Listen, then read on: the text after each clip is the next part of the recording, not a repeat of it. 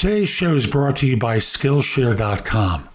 At Skillshare.com, they have thousands of classes available, not just simply about business or job hunting, but lots of different classes on a host of different subjects. Almost anything you can think of, and they have one low price associated with your learning. They have classes about particular technologies you can learn, pottery, public speaking. I have a half dozen of my classes about job hunting there. Writing, photography, film, almost anything you can think of, they have Skillshare classes available. Now, if you use my link, thebiggamehunter.us/Skillshare, they'll offer a free trial and 30% off if you decide to join. There's a lot to learn, and Skillshare is a place where you can learn it. Now, let's get back to today's show.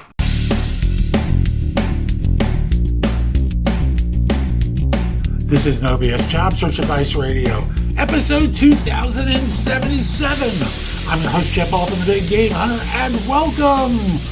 Welcome to another episode, and today we're dealing with rejection, being turned down, and whether employers will let you know that you've been turned down. Hope you find this helpful and give it a great review wherever you listen to the show.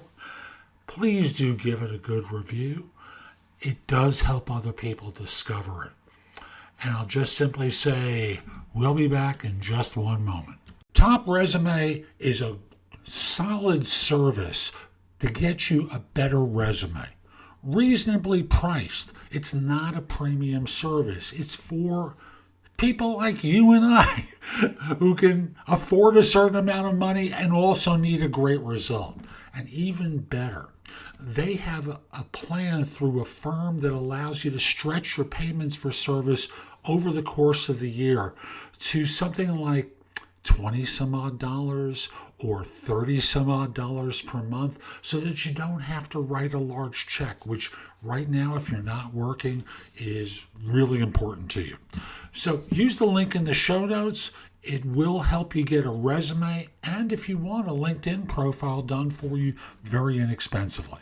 The question reads, if you didn't get the job, if I didn't get the job, do most employers call you back to tell you that you didn't get the job after the interview?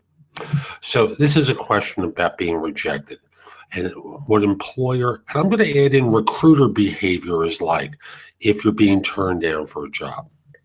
Now, the classic complaint that job hunters had is no one tells me that I'm turned down. But they do tell you. It's just the language that they use doesn't make it obvious to you. The language employers tend to use, the language recruiters tend to use is they don't call you. You know, it's like in dating situations. If the boy doesn't call the girl, if the girl doesn't get back to the guy, I'm going to do the gender neutral stuff. If a guy doesn't get back to a guy, if a girl doesn't get back to a girl, you know, what's the message in the behavior that's being communicated? The answer is, I'm not interested. That's the language of employers and recruiters.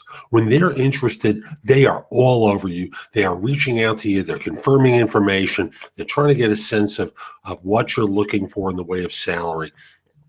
They're doing a lot of things to communicate and connect with you. When they're just not that into you, they're not going to be getting back to you so fast. They're going to be a little cold and curt. They may be non-communicative. And the reason is they're not interested. They're just not that into you. So it's just that you're not hearing the words that say, John, Susan, Ramesh, Way, we're just not going to be hiring you. Now go leave us alone. Instead, they're trying not to hurt your feelings, but they're leaving you anxious. And as a result, you think that maybe there's still a chance.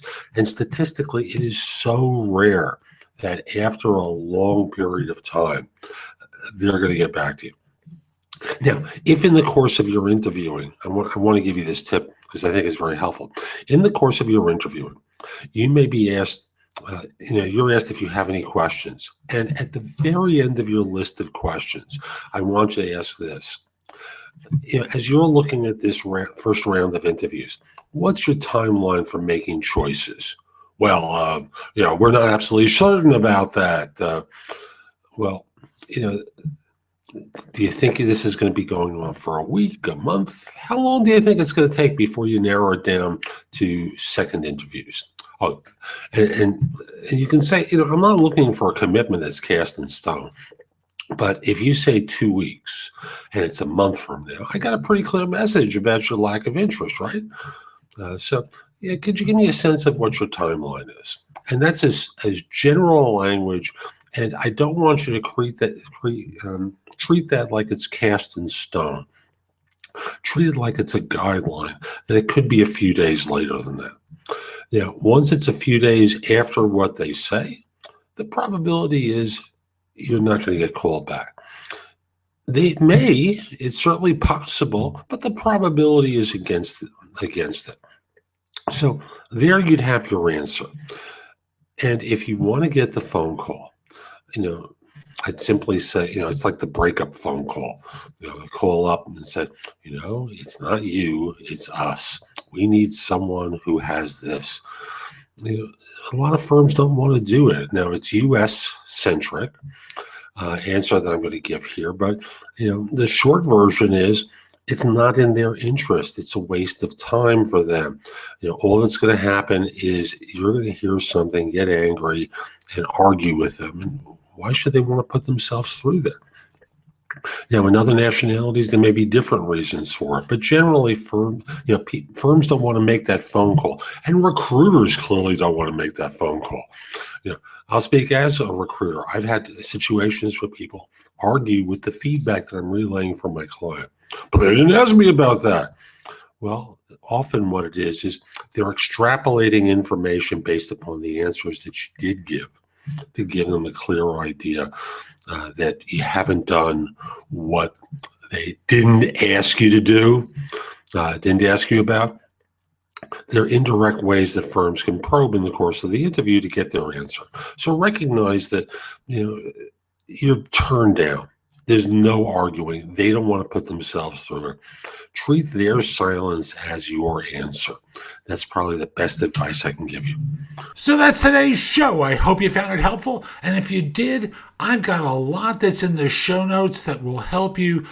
Go there, take a look at some of the things I highlight. I know it can help you with your search. But I want you to do one thing for me, and that is put in your phone thebiggamehunter.us, Jeff Altman, my name. And when you need help, when you need advice, when you have a question, come over to the website, go exploring in the blog, contact me for coaching or because you have a question. I'd love to help you. In the meantime, I hope you have a terrific day, and most importantly, be great!